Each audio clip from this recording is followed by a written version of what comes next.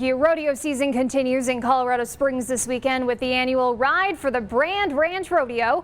The competition is a showcase of skills used on working ranches. News 5's Andy Cohen takes us to Elbert County to meet some of those competitors. When you work on a ranch, you spend time in the saddle. Two of the cowboys who look after the herds here at Silver Spur Ranches in Elbert County are Decky Spiller and Coy Williams. We run about 1,200 mother cows. And then in the summer, we'll run about 1,800 head of yearlings on the gain. This weekend, the men will represent the Kiowa division of Silver Spur Ranches at the Ride for the Brand Ranch Rodeo. Williams, who grew up on a ranch near Trinidad, will compete in steer gathering, branding, and trailer loading.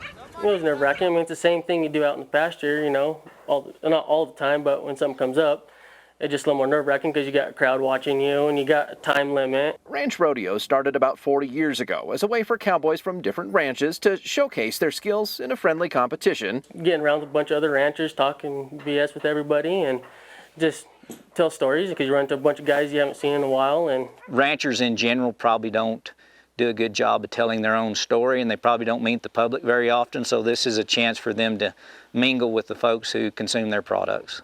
Some of the contests aren't exactly the same. For example, these cowboys are more likely to rope a cow to treat it rather than milk it, but the techniques they use are identical. So what we're trying to do is bring a little piece of our culture, if you will, to the general public. Always watching out for you, Southern Colorado. Andy Cohen, News 5.